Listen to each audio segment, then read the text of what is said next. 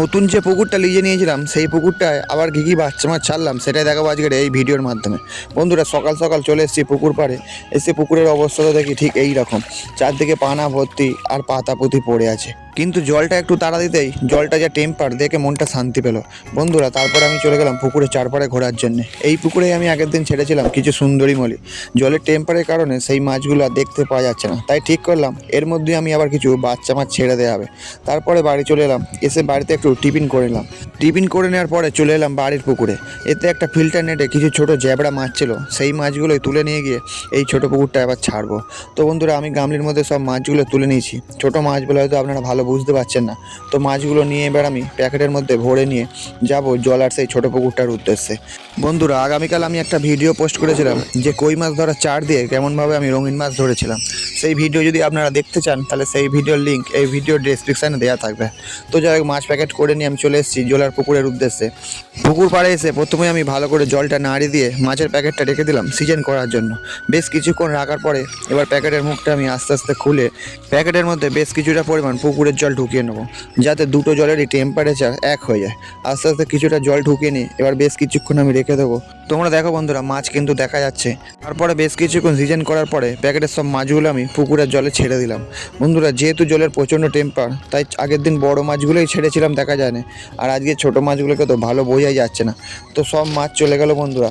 এবার আমি বাড়ি যাব আর গিয়ে বিষের ডিবেটা নিয়ে আসবো। এই পুকুরে পানা মারা বিষটাকে দিতে হবে। তার কিছুক্ষণ পরে আমি বালতি হাতে আর বিষের ডিবে নিয়ে চলে এলাম। এই বিষটা আমি আজকেরই কিনে এনেছি বন্ধুরা। এটা জ্বালানি বিষ, এটা আমরা পুকুরে পানা মারার জন্য ব্যবহার করি, অথবা কোনো জায়গায় বন হয়ে থাকলে সেখানে এই বিষটা দিলে বনগুলো মরে যায়। তো যাই হোক বিষের ডিবেটা আমি আস্তে আস্তে খুলে নিয়ে পুকুর থেকে এক বালতি জল তুলে নিয়ে এবারে এর মধ্যে আমি কিছুটা বিষ দিয়ে তারপর পুকুরে দেবো। যেহেতু এই পুকুরে মাছ আছে বন্ধুরা, তাই জন্য বিষের পরিমাণ আমি একটু কম দেবো। তার কারণ বেশি দিলে যদি বাচ্চা মাছ খেয়ে মরে যায়। তো যাই হোক কিছুটা পরিমাণ বিষ নিয়ে দিয়ে দিয়েছি। এবার মগ নিয়ে আমি ভালো করে ঢালপাল করে নেওয়ার পরে পুকুরে দেওয়া আরম্ভ করব। বন্ধুরা তোমরা তাহলে বুঝতেই পারছো তো, একটা ডাইরেক্ট পুকুরে মাছ ছাড়তে গেলে তার আগে পুকুরে কত কী করতে হয়। তো যাই পুকুরের চারদিকে আস্তে আস্তে আমি বিষ দেওয়া আরম্ভ করলাম।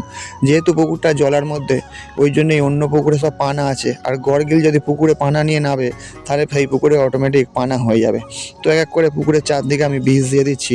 বন্ধুরা আগামীকাল আমি যে পুকুরটা দেখিয়েছিলাম সেই পুকুরটা এই রবিবার আমি তামাদি করব। আপনারা সবাই কিন্তু সেই ভিডিওটা দেখবেন। ওই পুকুরে অনেক বড় বড় মাছ আছে, সব কিছু তোমরা দেখতে পাবে। তো যাই হোক একবার বিষ দেওয়ার পরে আর একবার আমি বালতি করে জল তুলে নিয়ে আবার কিছুটা বিষ নিয়ে আবার পুকুরে দেবো। বন্ধুরা তোমাদেরকে আমি আগেও বলেছিলাম, আবার বলছি, যদি আপনারা বাড়িতে এরকম কোনো বিষ এনে রাখেন হয়তো বন মারার জন্য, সেই বিষ কিন্তু বাড়ির বাইরে রাখবেন। যদি কোনো ব্যক্তি বা বাচ্চা ছেলেরা এই বিষ গালে দিয়ে ফেলে তাহলে কিন্তু বড় ধরনের ক্ষতি হয়ে যেতে পারে।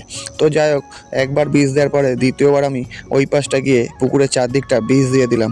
এবারে বাড়ি যাব। তো বন্ধুরা আজকের ভিডিও এই পর্যন্তই, আবার দেখা হবে আগামীকাল অন্য কোনো ভিডিও নিয়ে।